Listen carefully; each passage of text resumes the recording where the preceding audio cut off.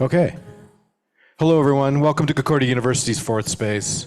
Thank you for joining us for today's event, Indigenous Futurism in Hawaii and Beyond.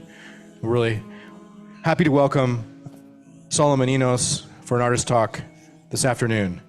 Before we begin, we must mention that we are streaming to YouTube live from Fourth Space, and we are located on unceded Indigenous lands here in Chichage, Montreal.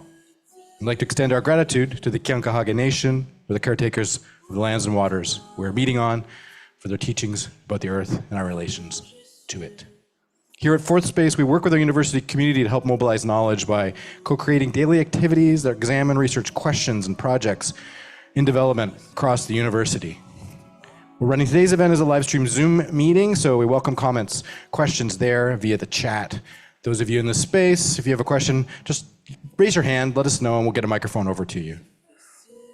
With that, it's my pleasure to hand it over to help us introduce Solomon, professor and co-director of the Indigenous Futures Research Center, co-principal investigator of the Abundant Intelligences Research Program, Jason Lewis. Jason, welcome back.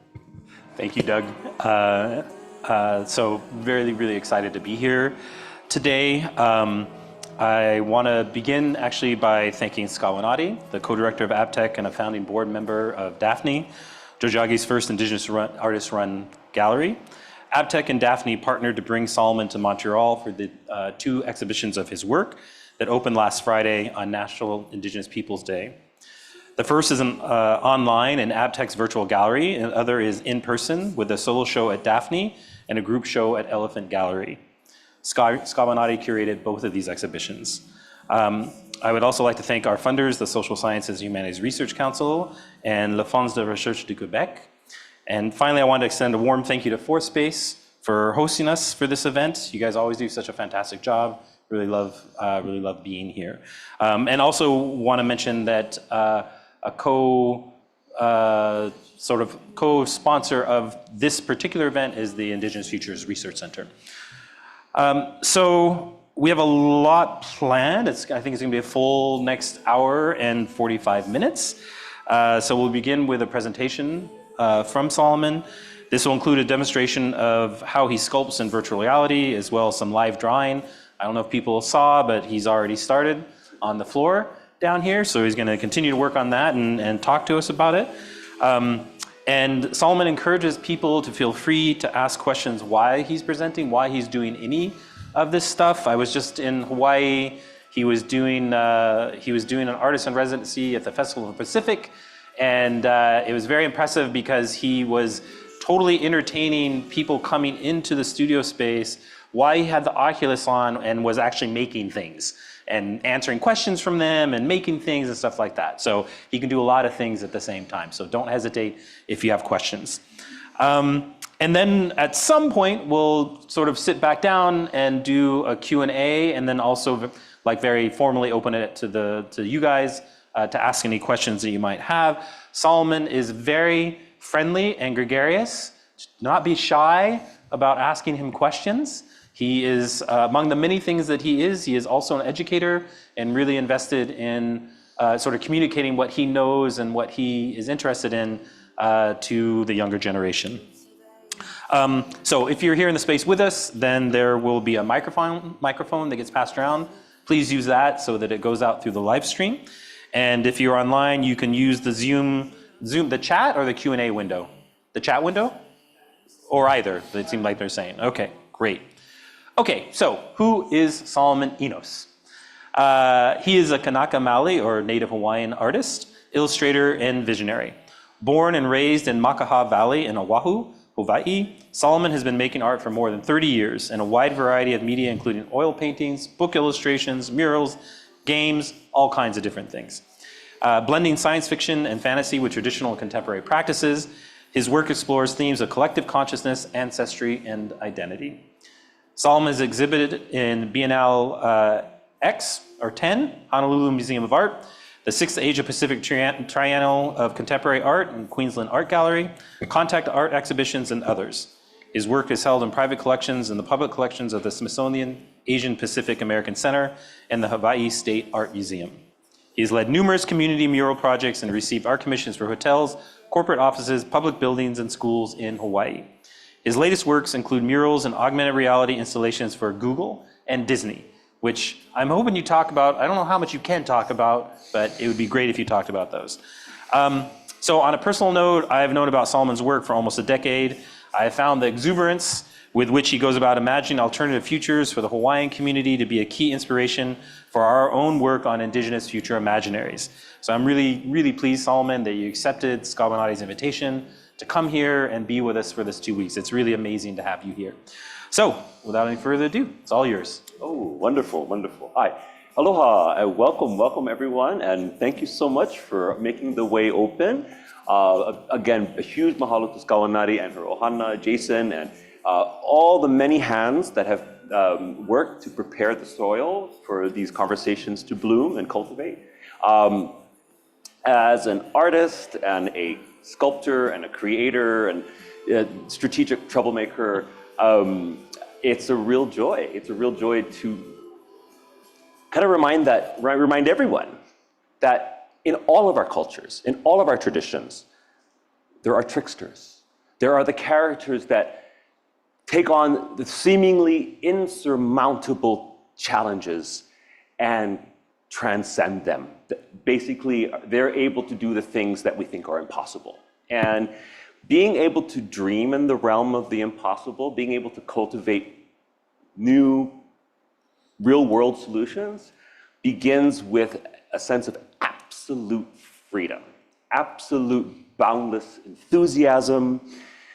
And I'm going to try my best during this talk to try to articulate it into as many bite-sized pieces with the hope that the seeds of problem solving and the seeds of new futures are as accessible, and you folks can take away some stuff, take away some things that you can cultivate in your own communities. And so one of the biggest challenges I have as an artist is how to put all the things that I'm doing into any possible logical order. Because as Skawanati and Jason and I recently, we realized that we play with universes. Yeah, we cultivate probabilities. And it's something that all artists have done since time immemorial.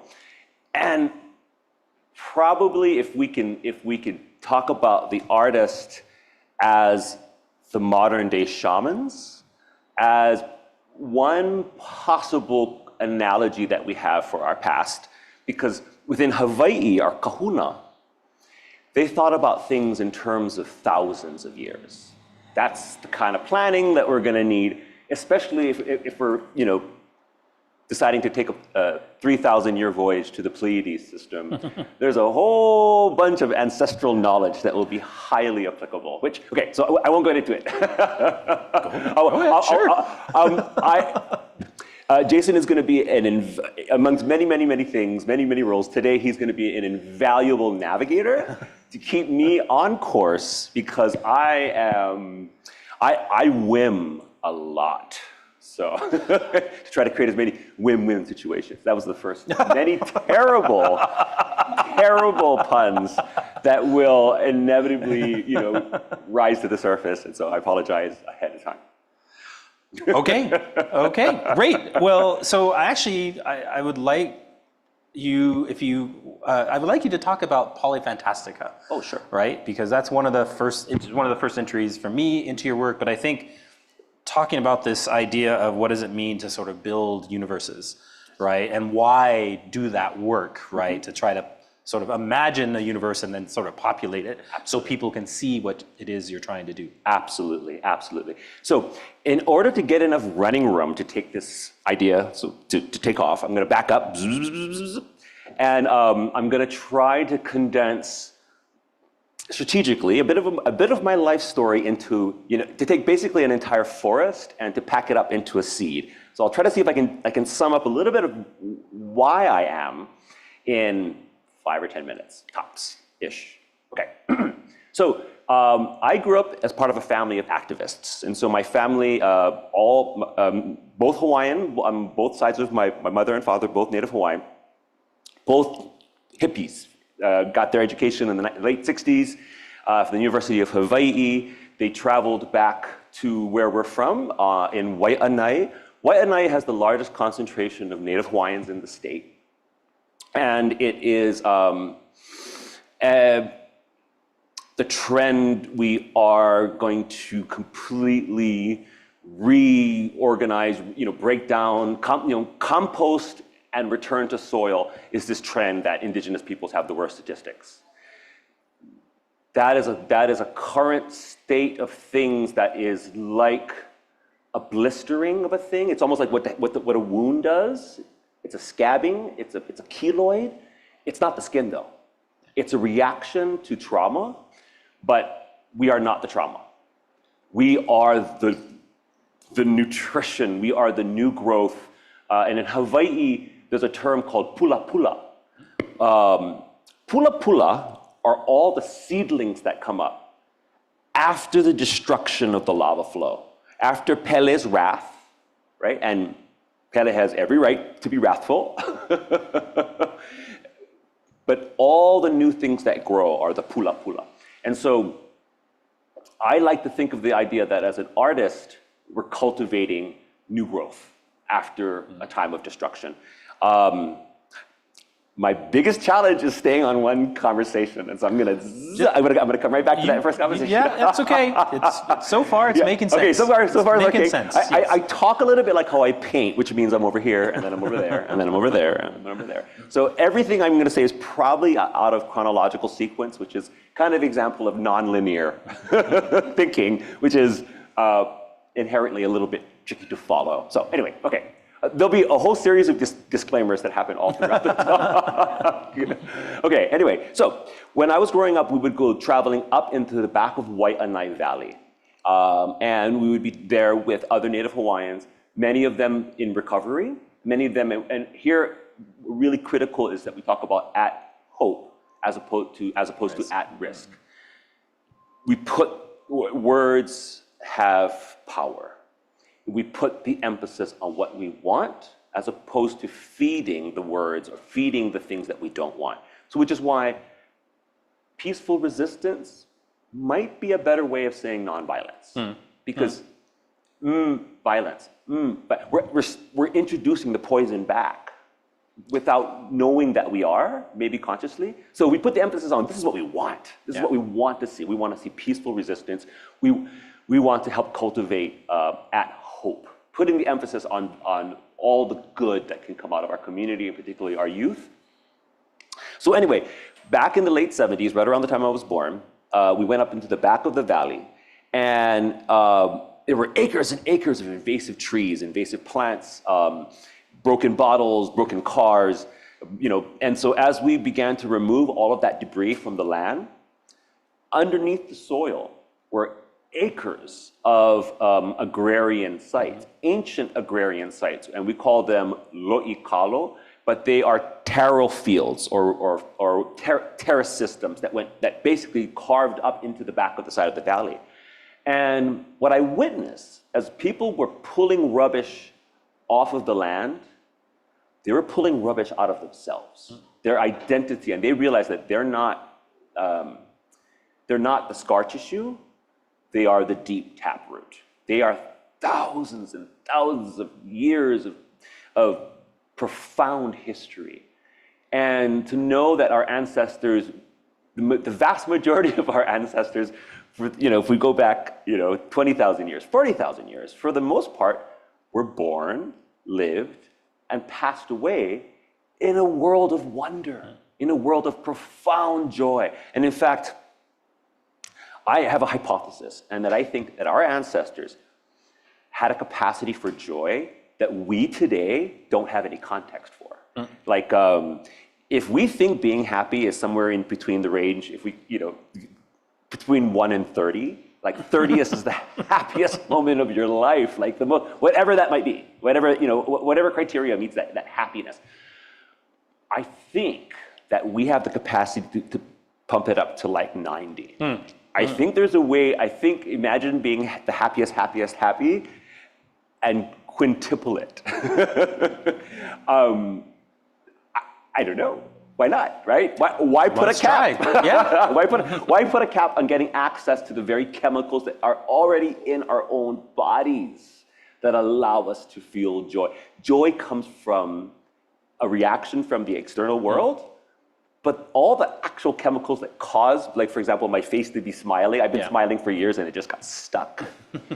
And I often, at the end of the day, I'm like, oh, my cheeks are sore because I've been smiling all day long. Ouch, wonderful. Right? You probably have, yes. But it makes me really think that the capacity to cultivate, to feel joy, and even sometimes being given permission to be joyful, it's okay. And in fact, one of the greatest things you can do for your own personal health, for your heart, for your digestive system, for your nervous system, for the land within, to wellness of this land inside deserves all the joy that you can give it, just as much as we deserve as much fresh water that we can be given outside. So anyway, that narrative and tiny little tangent, which is on top of a tangent, which also happens to be on top of another tangent. I'm going to segue into some common animation tropes. When I saw in Spirited Away, Hayao Miyazaki's film, where if you haven't seen it, I won't be giving away anything. If you have seen it, you'll know exactly what I'm talking about. It's a story where ghosts and gods and spirits, they'll go to like a spa, this floating temple, it's just amazing Japanese temple, and you go to the spa and the gods become cleansed. They become purified. And there's this one scene where there's this sludging god, and it looks like it's all covered in like debris and mud and garbage, crawls into this bathtub, and after he's cleaned, he comes like, he was raising out of the bathtub, he goes like, flying through the air, and his face is an old elderly man, and his hair is this flowing water, and he goes back into this. Talking about it, I'm like, whoa, I'm starting to get kind of emotional just thinking about that. Because there's some examples in popular media of what we're talking about. And the more ways that we can say, like this movie, or like that animation, we're actually translating what it feels like to clean up a stream that's been full of, animal carcasses and, broken bottles and broken people for decades. What it feels to see that flowing with fresh water again is, I was like, oh, there you go, Miyazaki captured it, and I'm, as you can probably tell, a bit of a Miyazaki fan.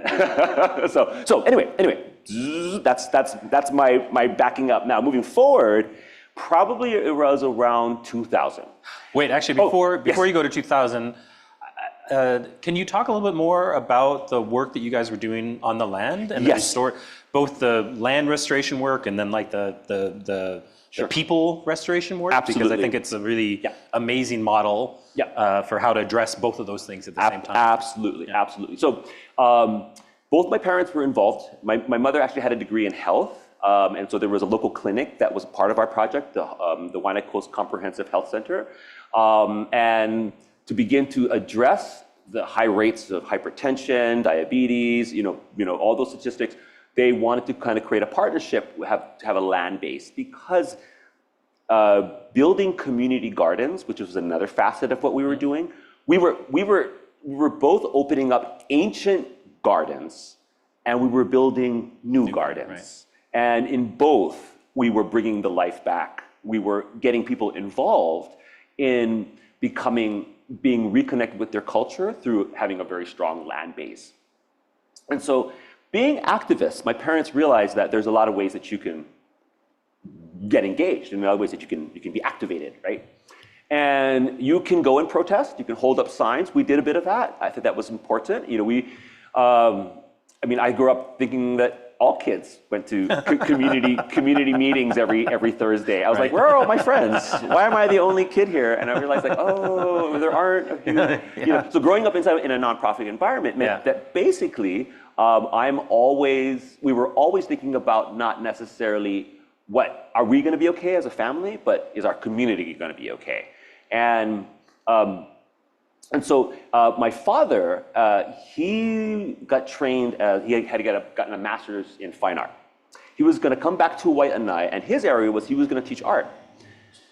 But it was like triage. right? When you come back to a community, if you're there to help, if somebody has a headache and someone else has lost a limb, it's kind of like, okay, yes, teaching art would be great, but people are actually dying right now. So before I can get to the art part, we got to stabilize. We got to find a way for us to address some of the worst, some of the peak challenges that we have in our community.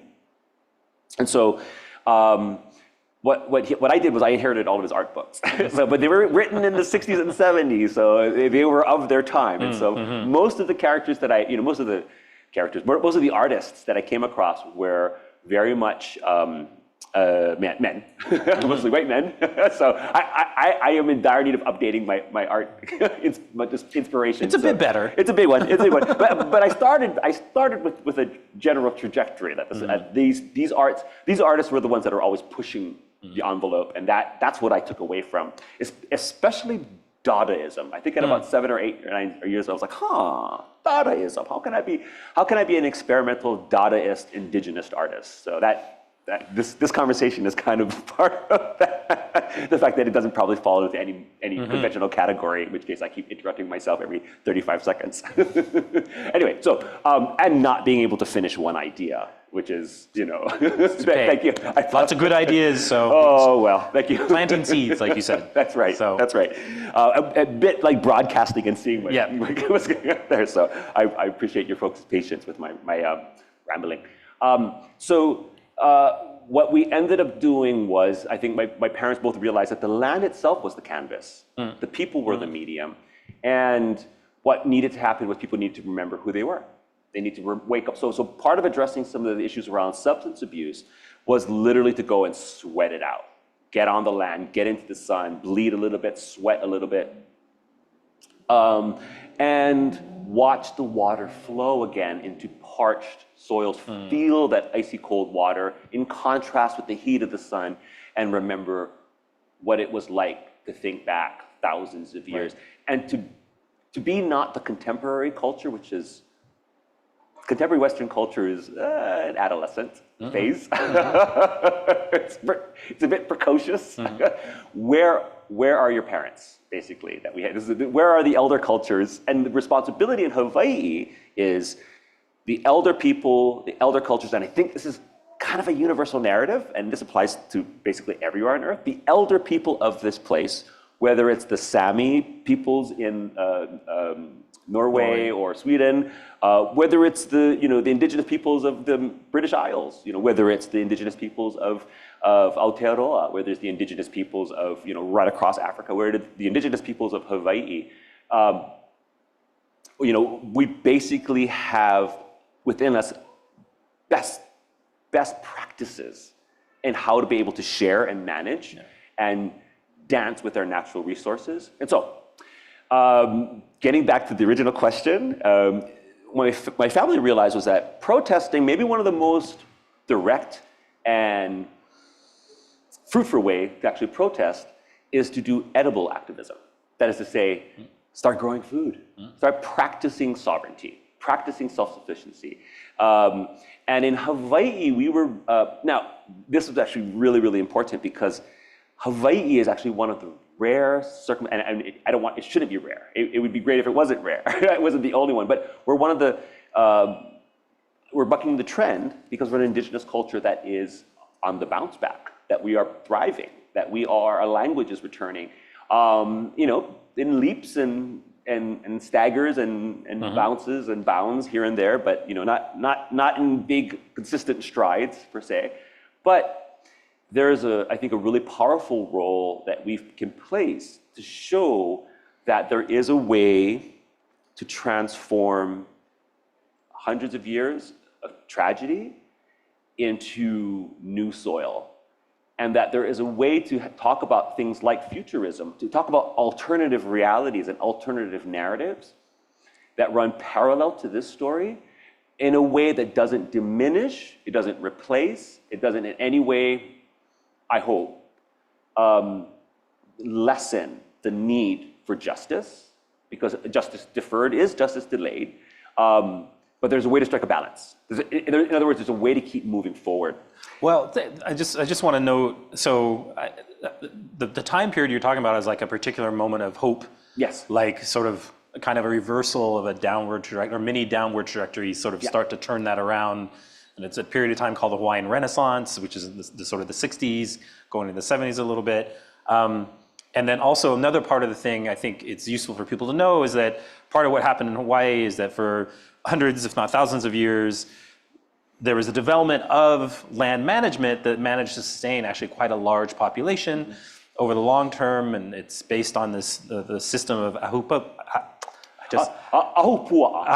yes. Yeah, there you go. Where sort of everything, it was based on the mountain valleys going from the ocean up to the top of the mountain, and sort of kind of everything you needed was in that local climate and biome. And a big part of what colonization did is the agricultural interests came in, and they basically they sort of set up the grid, that Western grid system, and they kind of cut all of these self-replenishing ecosystems like into tents and sort of ruined all of the cycle that was going on. So a big part of what was happening at that point was really your family in that project was one of the first people to go, oh, all that stuff is still there, but under all these layers of essentially colonization. And how do we go about sort of recovering those? And how do we go about shifting from sort of a reactive stance to an active stance of like, okay, what is it that we want, as opposed to how do we survive what's going on? Absolutely. So it's moving beyond the idea of scarcity per se, and it's moving up beyond the idea of being paralyzed by history, or feeling unempowered, or feeling like there's no way that we can change our situation or our station. So, and all of that narrative, I realized, and I can finally get back to your original question. Here it goes, ready? Okay. I realized this would make a great story. A great story about how a culture returns to itself, how a culture remembers what it was, and how important that is for all cultures to be able to find this, to remember what it was like to be sustained and to feel healthy.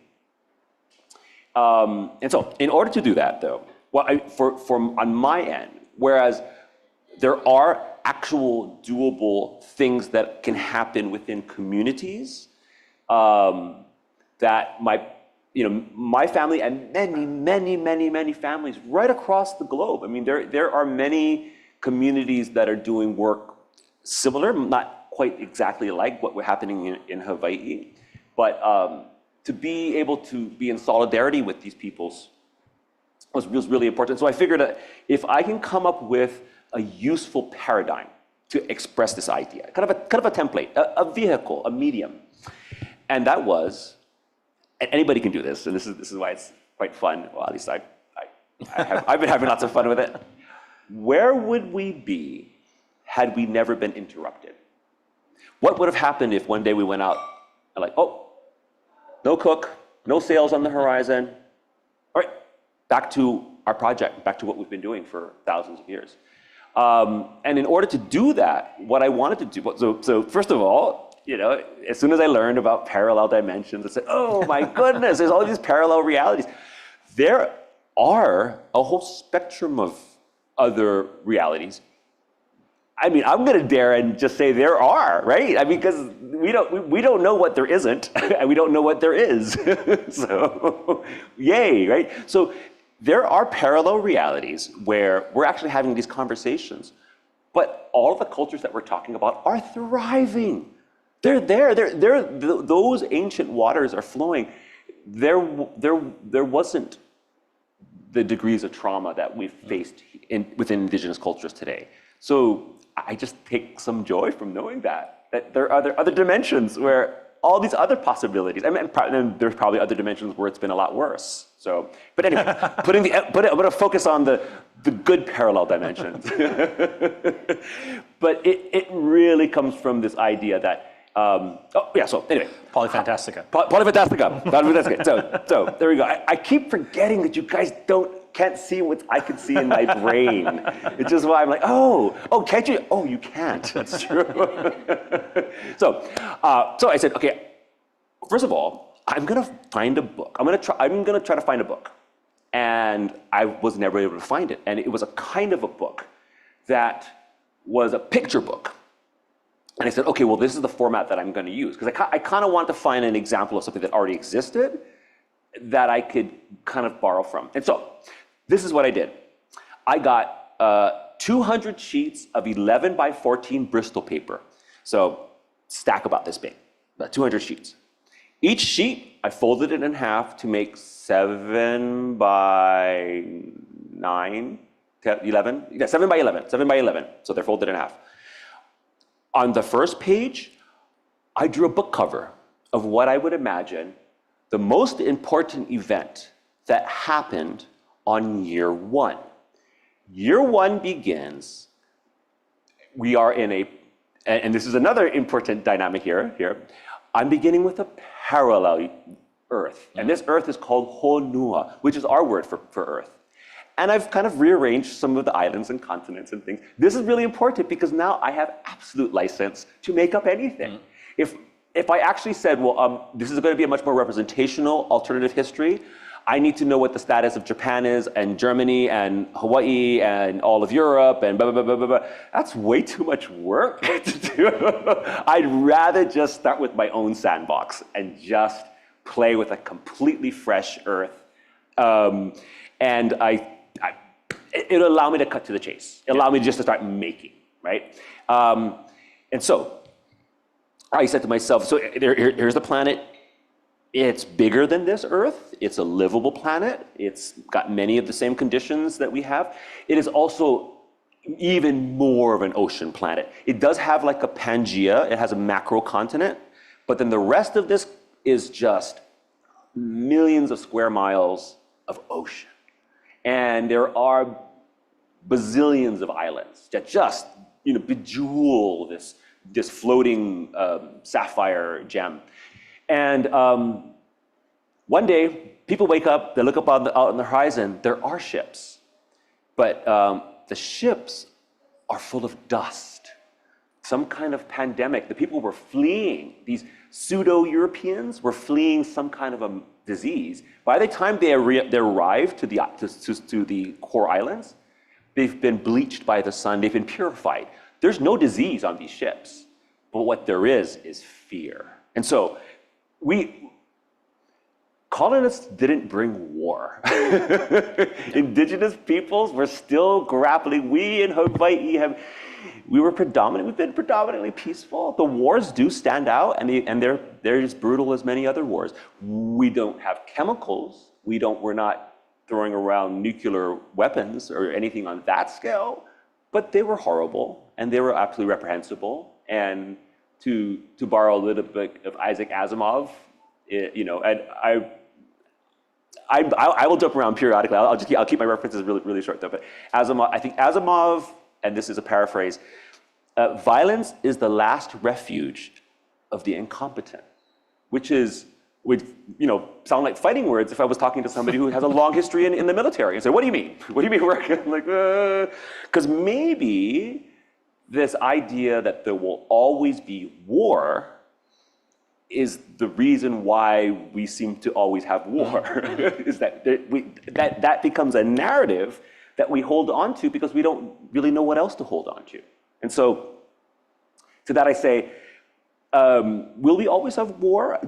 Will we always have tails? Will we always have gills? Will we always be single-celled organisms? I mean, we are talking about huge expanses of time, but to say that something will always be or something that will never be, I'll just say, then you need to change your aperture to either microscopic or telescopic. You might need to pan way out in space and time to start thinking how shamans think in sweeps of thousands of years, which is getting right back to Fantastica. So I did, for 200 pages, I wrote a title, and I did a thumbnail sketch. What was the most important event, as if a time life photographer took a picture of the most important thing that needed to happen. And in that first image, there's a child playing by the shoreline, and there are all these ships on the horizon. And then there's no narrative that follows this, by the way. I simply look at that, and I think it's called like the death ships or something like that. Immediately the narrative, it stays loose, but I know what this is about. But effectively, it looks like a book cover.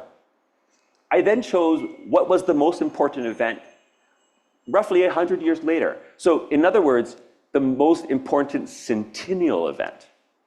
And then on the next page of 11 by 14, so page number 100, or page 2 out of 200, I wrote a title, and I drew a thumbnail sketch of what was most important roughly in the 3rd century, and then the 4th century, the 5th century, and then the 6th century, the 7th century, and then the 8th century, the 9th century, and then the 10th century, the 11th century, and then the 12th, and on, and on, and on, and on, and on, and on. And what I began to do was, so it's 4 major epochs.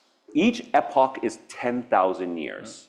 And I'm going to sum it up as quickly as I possibly can, because I do know if somebody starts telling me about the world that they're building, I'm like, so, and that's super rude, right? Because here I am describing a world and I'm expecting everybody to be like, oh, how exciting, right? Remember, they can also look at your pictures at the same time. So, yes. Oh, that's good. Okay, that's true. See, the scrolling art is important because it does show you, like, you know, these are the worlds that are on the way that I've been cultivating.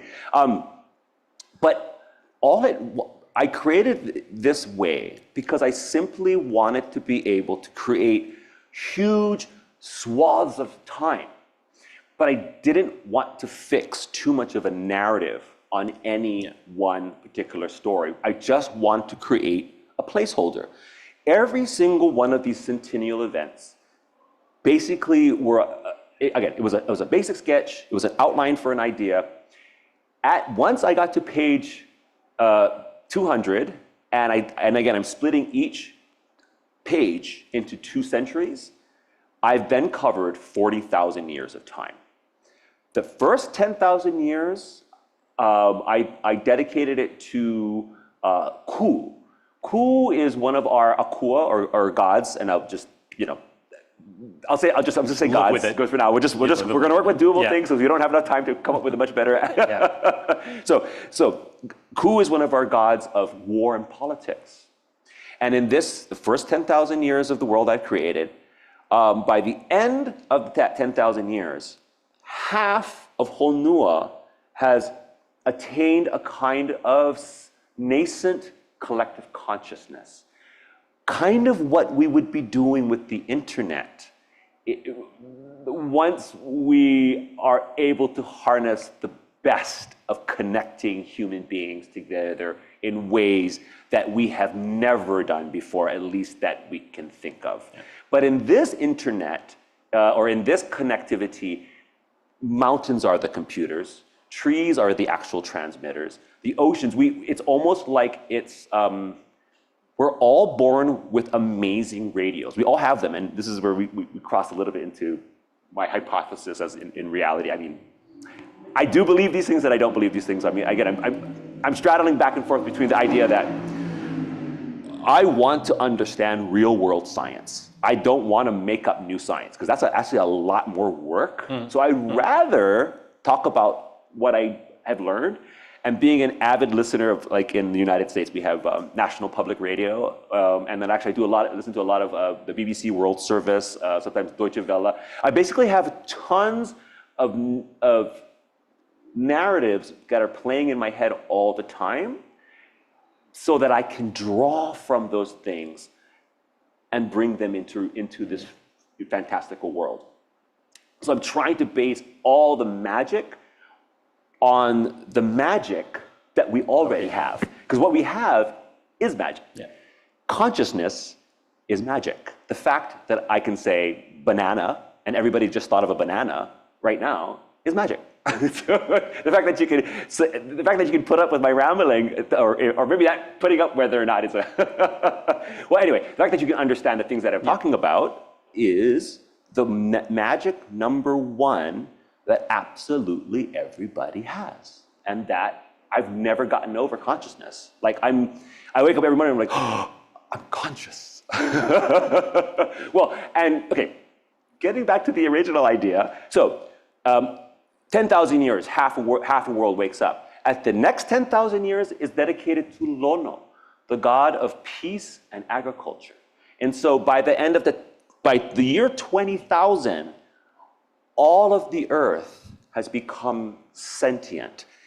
Gaia-esque, something like that. Gaia without calling it Gaia, I guess, her. I mean, the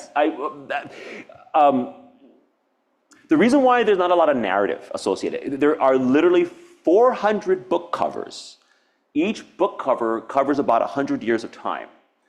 And that's it. I leave the rest of it completely open. All I want to do is put markers, create temporal synapses. Well, and part of what you've done too is you've issued an invitation for other people, Yes. right, to step into this world anywhere along this timeline they thought was interesting and help fill in that story. Right? Absolutely. I want to find a way to try to repost all of the work that I did and make it open source. Anyway, figuring out how to share these ideas. Part of me is I already have. Get 200 pieces of paper, cut them in half, and write down. I would actually don't work on my. I mean, you're welcome to jump into my universe. I need to find a way to make it a little bit more accessible. But better yet, create your own 40,000-year universe. It has been. I am a bit of a different person. If you sit down and draw 400 somethings. Or write 400 poems, or easy. I mean, 400 pages. that seems a little bit easier. I don't know, but I'm not a writer, so I don't know what is easy and what isn't easy. Well, I'm not a writer in the I create images and the narratives follow anyway. Afterwards, yeah. And the narratives are really accidental. They happen while I'm actually creating. So. After the first 20,000 years of this universe, basically all of life from Honua expands into the time of Kanaloa. Kanaloa is our god of voyaging, of the oceans. And I think in this here, we've expanded consciousness to be the size of an entire star system, right? That's huge, right? We've gone from half a planet, whole planet. Then you take that single grain of sand and now you're on the beach, right? Now it's the whole beach, right? And it's a big beach. So that's the next. And as human beings bloom across the cosmos, we become part plant and we return to our connections. In Hawaii, we have a strong connection. Our most ancient ancestor is Halua Napalau Kapalili, and that's the taro plant. And we are descendants of the taro.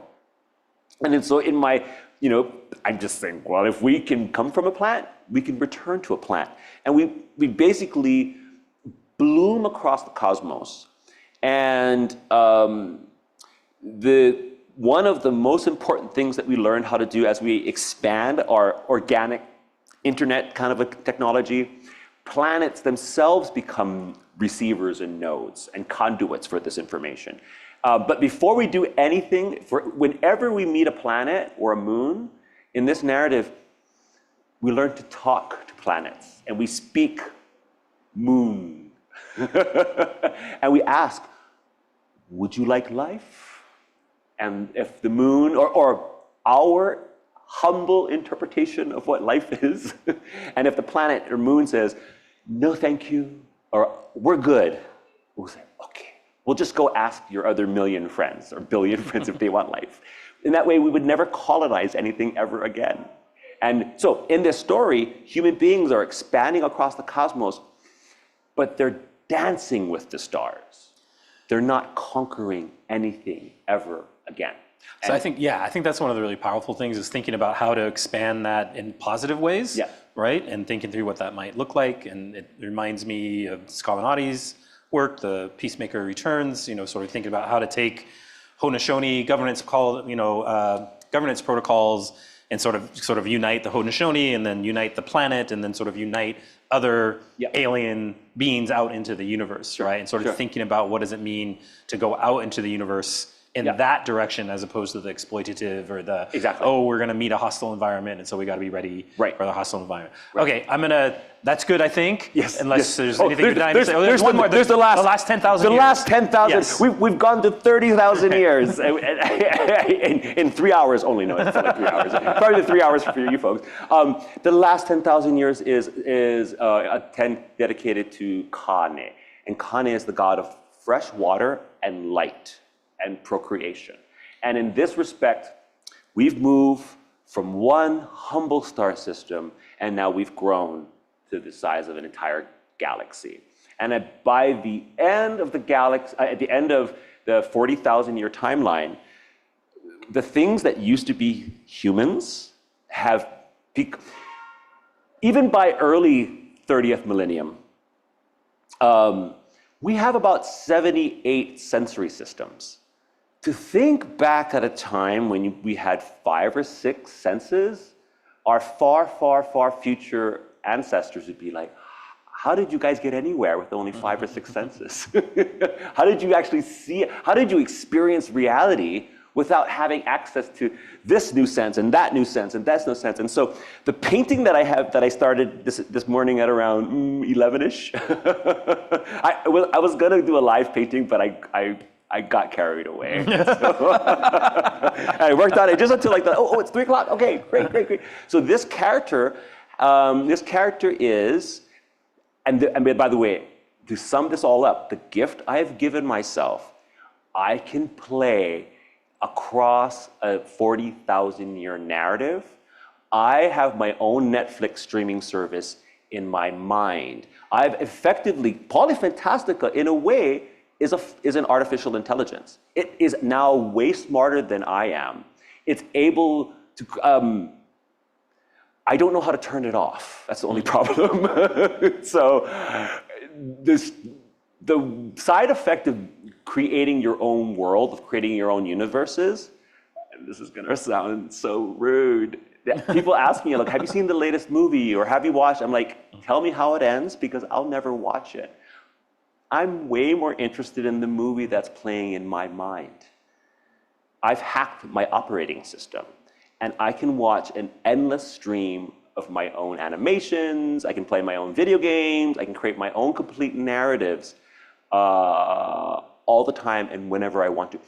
I have not run out of ideas since I started working on this project. Because if I want war, I go to the first 10,000 years. And there's horrible wars, and we do terrible things, right?